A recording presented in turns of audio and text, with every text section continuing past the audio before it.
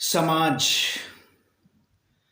ये जो समाज है, इस समाज का जो निर्माण है, मोस्टली लोग बात करते हैं कि समाज का निर्माण स्त्री और पुरुष दोनों से ही होता है। ठीक है, स्त्री और पुरुष दोनों मिलकर इस समाज का निर्माण करते हैं, बराबर की भागीदारी है दोनों की। लेकिन समाज में एक और तबका है, किन्नर। समाज और समाज के लोग उन्हें मान्यता नहीं देते हैं, जबकि वो भी इस प्रकृति का एक हिस्सा है।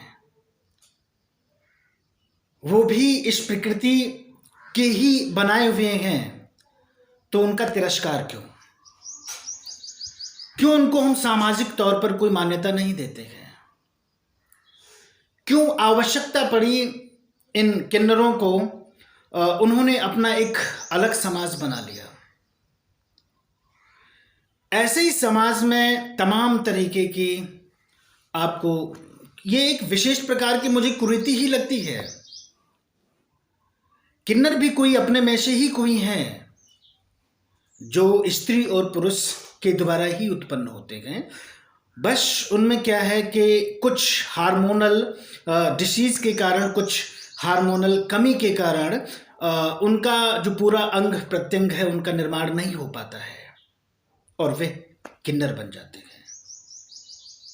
और जब वो हमारे समाज का एक अंग हैं तो फिर उनका तिरस्कार क्यों करते हैं? ऐसे सदियों से परंपरा चली आ रही है कि जब भी किसी धर्म से जुड़ो, किसी संगति में जाओ, कहीं पर कोई भी धार्मिक बातें चल रही हों और बड़े से बड़े उपदेशक भी जब बैठते हैं तो एक बात के लिए बोलते हैं कि सब मिलजुल कर रहो। ये बात भी बिल्कुल ठीक बोलते हैं, सब मिलजुल कर रहो। फिर वो कहते हैं कि आपसी भाईचारे को बनाकर रखो। बस वो आपसी भाईचारे तक ही सीमित रहते हैं। इससे ये पता चलता है कि हमारा जो समाज है वो पुरुष सत्तात्मक है और आज स्त्रियों को कोई मान्यता नहीं देता है। वो सरोकार जो समाज में किसी स्त्री का होना चाहिए, सामाजिक तौर पर समाज के लोग, जिसे एक सभ्य समाज कहते हैं लोग, स्त्रियों को कितनी घृणित दृष्टि से देखते हैं, कैसे उनका तिरस्कार करते हैं। आप ये देख सकते हैं कि वो भाईचारे की बात करते हैं। क्या बहनचारा नहीं होना चाहिए समाज में? या स्त्रियों का कोई वजूद नहीं रहा इस समाज में?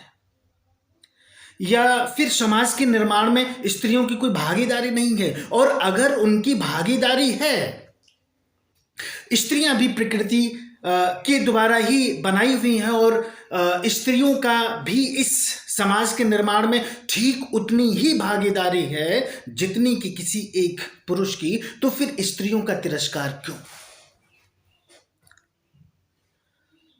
उनको असम्मान की दृष्टि से क्यों देखा जाता है? वो हक, वो अधिकार उनको क्यों नहीं समाज में? आज भी स्त्रियां कभी दहेज के नाम पर जलाई जाती हैं, कभी प्रताड़ित होती हैं, सिर्फ लड़की होने के नाम पर उनको प्रताड़ित किया जाता है, उनका शोषण होता है। क्यों?